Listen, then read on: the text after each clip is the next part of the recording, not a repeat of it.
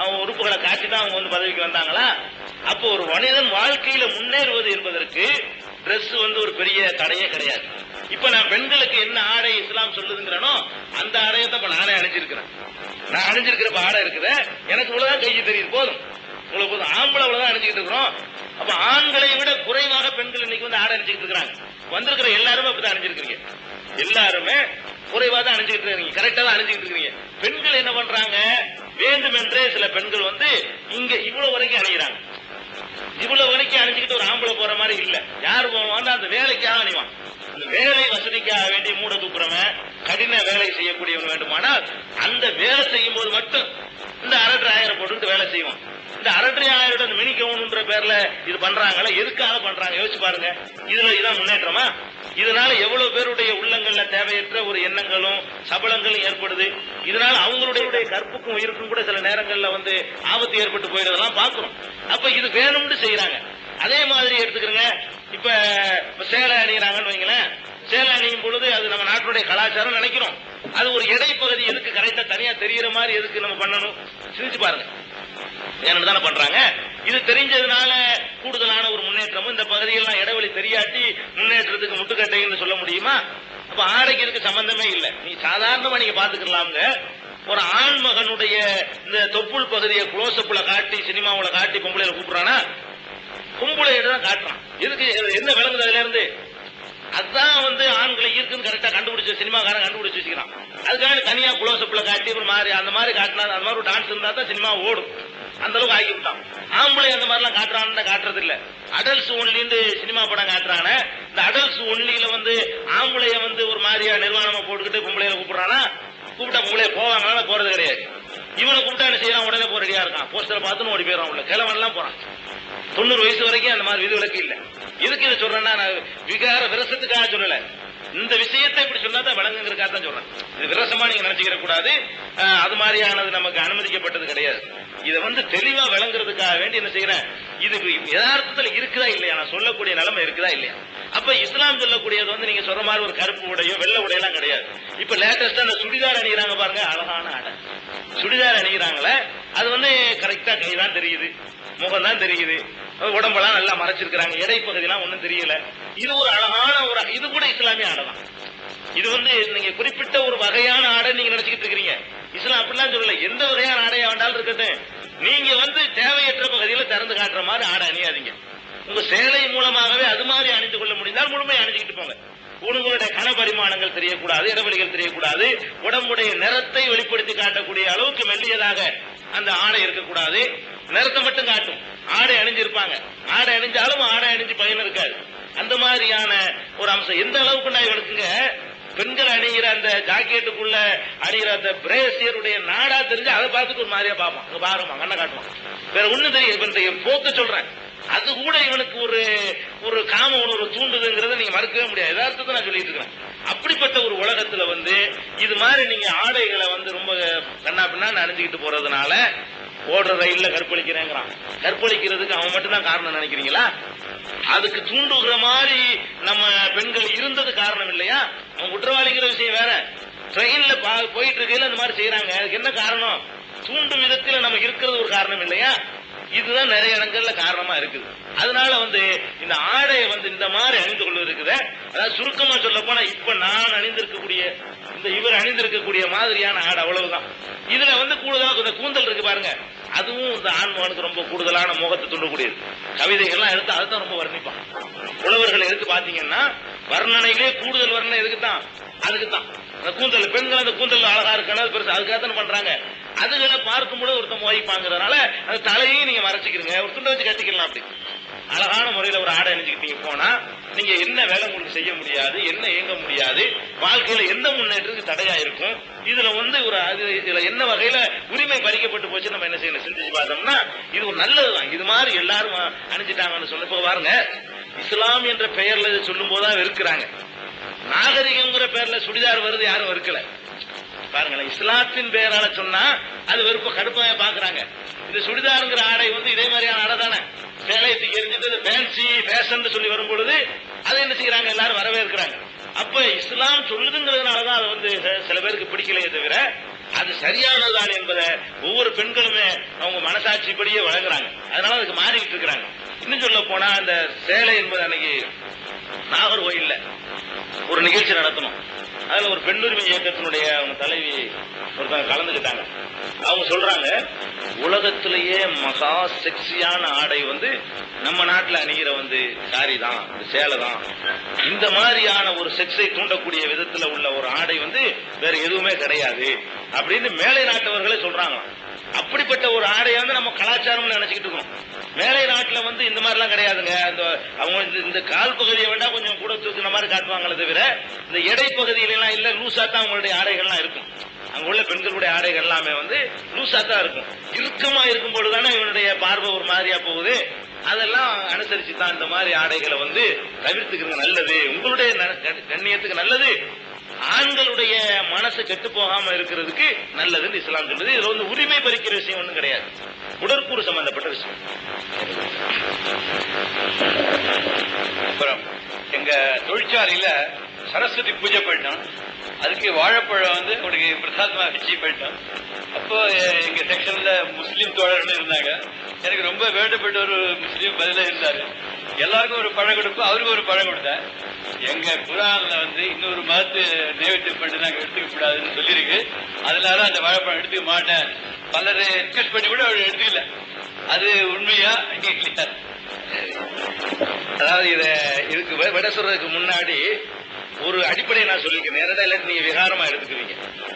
இஸ்லாமிய மார்க்கத்தை பொறுத்த வரைக்கும் எந்த கட்டத்திலையும் அட்ஜஸ்ட்மெண்ட் பண்ணக்கூடாதுன்னு அதுல தெளிவா இருக்கு. கொள்கையில வந்து அட்ஜஸ்ட்மெண்ட் பண்ணிட்டு போறது இருக்குல்ல, அது அறவே கூடாது. அட்ஜஸ்ட்மெண்ட் இல்லாத வாழ்க்கை தான் கொள்கை பிடிப்புக்கு ஒரு அடையாளம். கொள்கையில ஒருத்தருக்கு பிடிப்பு இருக்குங்கிறதுக்கு அடையாளமே அதை 100% கடைபிடிச்சு காட்டணும். இதுல வந்து இஸ்லாம் வந்து ரொம்ப தெளிவாகவே இருக்குது. இந்த அட்ஜஸ்ட்மெண்ட்டை நம்ம ஏத்துக்கிற ஆரம்பிச்சோம்னு சொன்னா இஸ்லாம் சொல்லக்கூடிய இந்த தனித்தன்மை அடிபட்டு போயிடும். இங்கேயும் பல கடவுளுக்கு வந்திருக்கு நேரம். இங்க இஸ்லாத்துக்குள்ள பல தெய்வ வணக்கம் வரல. நபிகள் நாயகத்தை யாரும் கடவுளாக்கல. எத்தனை இறந்து போன மனிதர்களை எல்லாம் கூட கடவுளாக்கி தலையா வச்சு கும்பிட்டு இருக்கல. சில பேர் அறியாமல் செஞ்சா கூட இஸ்லாத்துக்கு சம்பந்தம் இல்லை. அப்ப அந்த அளவுக்கு இஸ்லாத்துல இது கட்டி காக்கப்படுற காரணம் என்னன்னு சொன்னா வளைஞ்சே கொடுக்க கூடாது. கொள்கையில வளைஞ்சே கொடுக்காமல் இருக்கிற அந்த கொள்கை பிடிப்பு வந்து இன்னொரு சாராரை வெறுப்பது என்று எடுத்துக்கொள்ள கூடாது. இன்னொரு சாரார் மீது பகமை காட்டுவதுன்னு எடுத்துக்கிற கூடாது. நம்ம என்னடா கொள்கையில உறுதியா இருப்பது வந்து அதை பாராட்டத்தக்கதா தான் என்ன செய்யணும் எடுத்துக்கணும். அவங்க கொள்கை நல்லா ஸ்டெடியா இருக்கிறாங்க, கரெக்டா இருக்கிறாங்க. இதை நான் புரிஞ்சுக்கிறதுக்காக சொல்றேன்.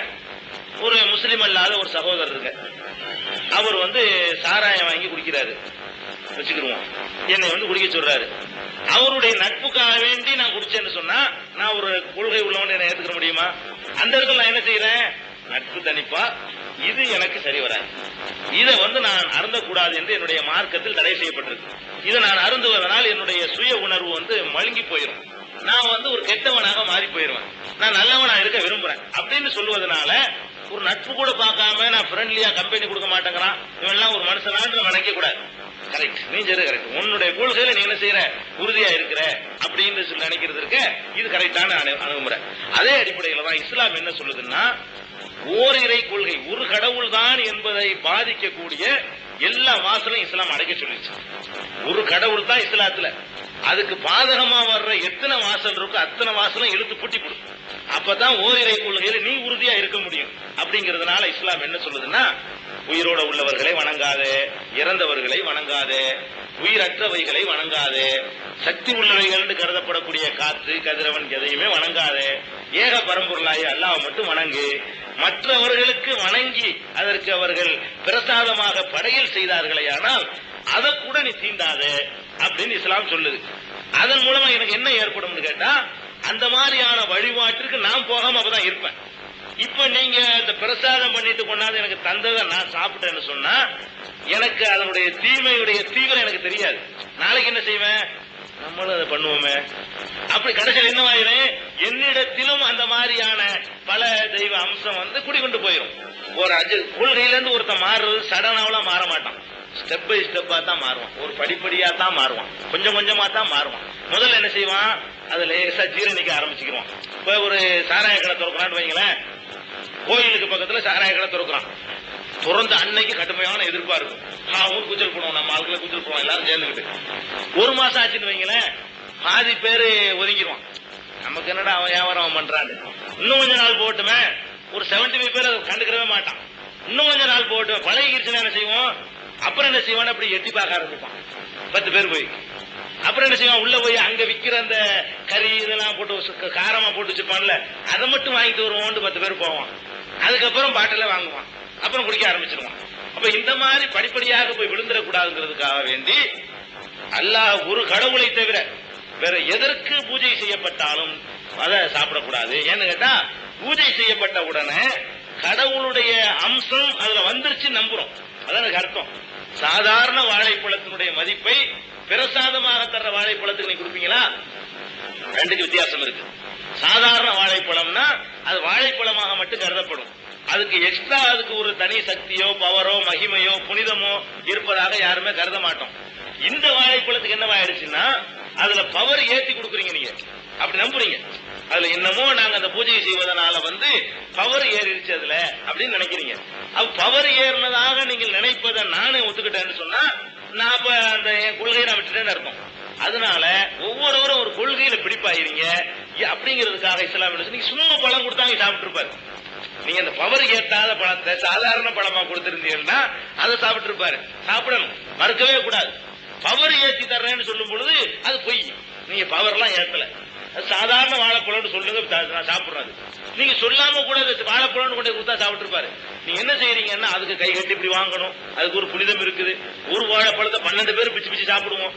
அது புனிதம் வந்ததுனால சின்ன அளவு கிடைச்சாலும் அதை இப்படி வாங்கிடுவோம். கோடீஸ்வரன் இப்படி வாங்குவான். சாதாரண வாழைப்பழத்தை இப்படி வாங்க மாட்டானே. ஒரு வாழைப்பழத்தை கொண்டு போய் 12 துண்டா போட்டு ஒரு கோடீஸ்வரன் கொடுத்து தூக்கி அரைஞ்சுடுவான். வேண்டாம், இது இல்லாதவன் நான் கேட்பான். அப்ப சாதாரண வாழைப்பழத்தினுடைய மதிப்பு நீங்க அது கொடுக்கல. அது என்னமோ அதுல என்னமோ ஏறி போச்சு நினைச்சிட்டு கொடுக்கறதுனாலதான் கை கட்டி துண்டு எடுக்குள்ள துணை கட்டி தானே வாங்குவாரு. அதுக்கு ஒரு சில சடங்குகள்லாம் இருக்குல்ல, அந்த மரியாதையோட வாங்குறதுனால அதை அங்கீகரிக்க கூடாது. அங்கீகரிச்சோம்னா நம்மள்ட்ட அது மாதிரியான அந்த பழக்கங்கள் வந்துடும். இப்ப நம்மளும் இங்க பிரசாதத்தை ஆரம்பிச்சு விட்டுருவோம். இங்க பள்ளிவாசல்ல வச்சுக்கிட்டு இது பிரசாதமா போச்சுன்னு சொல்லிடுவான். அந்த பழக்கம் அப்படி வந்துடக்கூடாதுங்கிறதுக்காக வேண்டி கவனமா இருந்துக்கன்னு சொல்லுதே தவிர பிற மதத்தவர்களுடைய அந்த உணவுகளை உண்ணக்கூடாதுன்னு இஸ்லாம் சொல்லவே இல்லை. அவங்களோட நல்லுறவு வச்சுக்கிற கூடாதுன்னு சொல்லவே இல்லை. அவங்களுக்கு உதவக்கூடாதுன்னு இஸ்லாம் உதவணும்னு சொல்லுதுன்னு சொல்ல போனா பிற மதத்தவர்களா இருந்தாலும் லா எஜிரி மன்னக்கும் சனஹானு கோவில் அதான் அல்லா தாதிலு. ஒரு சாரார் உங்களுக்கு பிடிக்கவில்லை என்றால் கூட அவர்களுக்கு நீதி செலுத்துவதை விட்டு நீங்கள் தவறிவிட வேண்டாம். அவர்களுக்கு அநியாயம் செய்யுமாறு அது உங்களை தூண்டிவிட வேண்டாம் அப்படின்னு திருமறை குர்ஆன்ல தெளிவான ஆர்டர் இருக்குது. அதை சாப்பிடாதனால உங்களோட நட்பு அவர் குறைச்சிக்கிற மாட்டார். அப்போ அதே மாதிரி பழகுவார். அதுக்குரிய காரணத்தை விளக்கி போடுவாரு. அதுக்கப்புறம் உங்க தோல்ல போட்டு என்ன செய்வாரு, அதே மாதிரி பழகுவார். பழக வேண்டும் ஒரு முஸ்லிம். இதை தவிர்ப்பது என்பது வேற, நட்பு என்பது வேற. இதை புரிஞ்சுக்கிட்டீங்கன்னா இது விரசமா எடுத்துக்கிற மாட்டீங்க, விவகாரமா எடுக்க மாட்டீங்க. அல்லாஹு அஹத் லம் யலித் வலம் யகுல் லஹு. அப்புறம் பல நண்பர்களுடைய ஒரு டவுட் நாங்க கேள்விப்பட்டாங்க. முஸ்லீம் நண்பர்கள் எங்கிட்ட சொன்னது, ரம்ஜான்ல நாங்கெல்லாம் ஏழைகளுக்கு எல்லாம் சாப்பாடு தொழிலாம் எல்லாம் கொடுப்போம்.